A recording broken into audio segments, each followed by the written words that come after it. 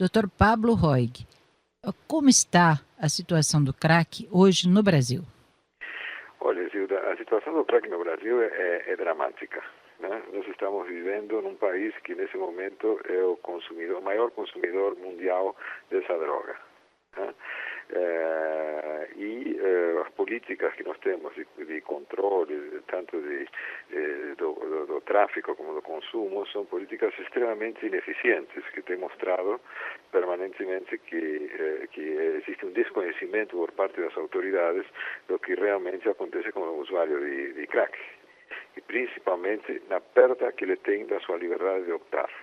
Então, o usuário de crack não é que opta usar crack, senão depois de um tempo, quando cria a dependência ou a adicção, ele perde a liberdade de optar, se usa ou se não usa. Ele é obrigado a usar. O que é o crack? O crack é uma forma de cocaína que tem todos os males da cocaína, mas intensificados, né?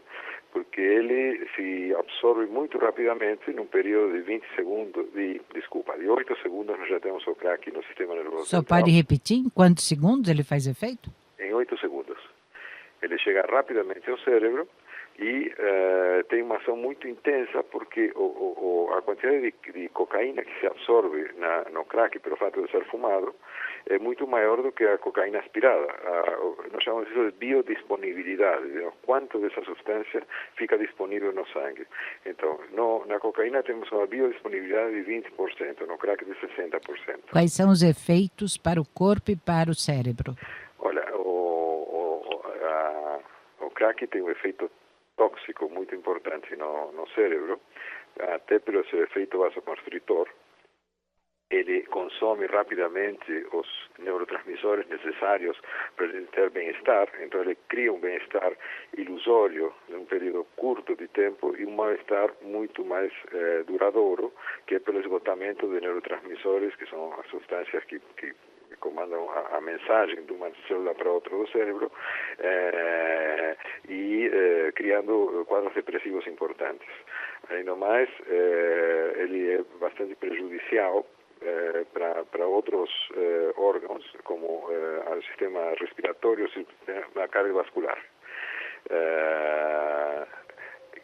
O principal elemento do crack é a rapidez com a qual o crack cria dependência. Em quanto tempo? Pelo fato de ser uma droga muito rápida no seu efeito, também a dependência que ela cria é muito rápida. Quanto tempo se cria dependência? Nos primeiros usos do crack já se cria uma necessidade de continuar usando. Primeira, segunda vez?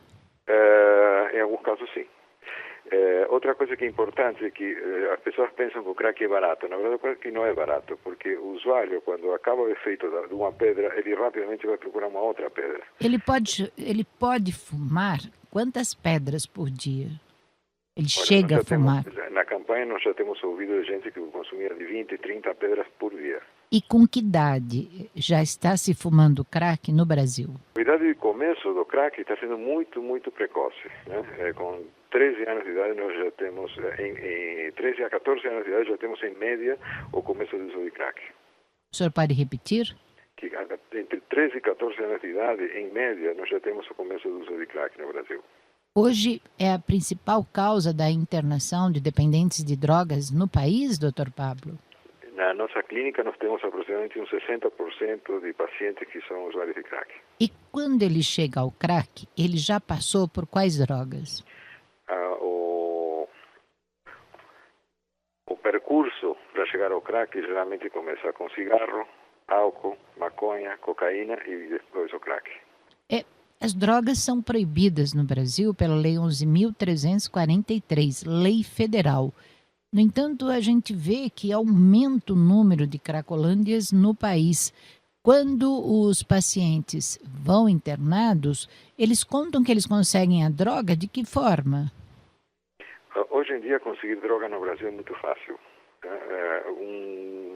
60% dos usuários dizem que é muito fácil conseguir tanto cocaína quanto crack, né? E principalmente porque as políticas que nós temos de controle são políticas, como disse anteriormente, totalmente ineficientes.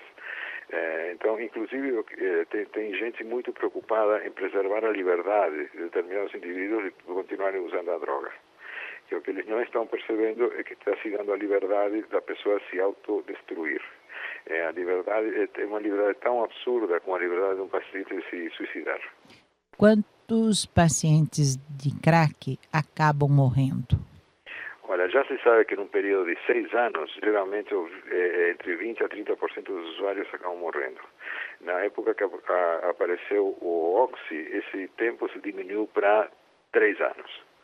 Então, 20% a 30% dos usuários de Oxy morriam no período de 3 anos. E o tratamento? Como é o tratamento do dependente de crack? O tratamento da dependência ao crack, na verdade estamos tratando a dependência como um todo, não somente ao crack. Os usuários de crack geralmente são dependentes a outras drogas também. Então são dependentes químicos. Eles chegam ao crack e têm o crack como droga de eleição pela rapidez e pelo efeito intenso que tem. Mas na verdade fazemos um trabalho onde se procura que eles tenham um controle sobre a compulsão. São pessoas que têm uma compulsão pelo uso de drogas.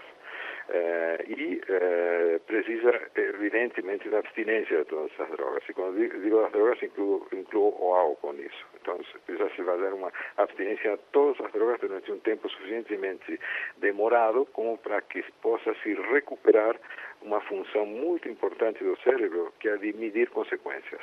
Pelo crack, o dependente chega a fazer o que para conseguir a droga? Olha, pelo crack a pessoa faz qualquer coisa.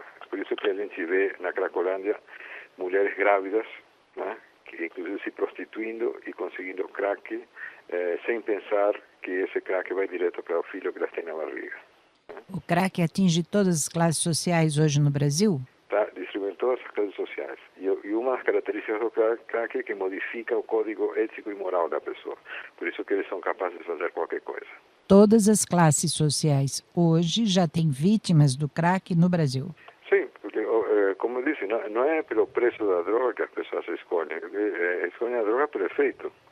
E, como disse anteriormente também, não é barato o crack, porque a pessoa que consome 30 pedras de crack é um orçamento significativo.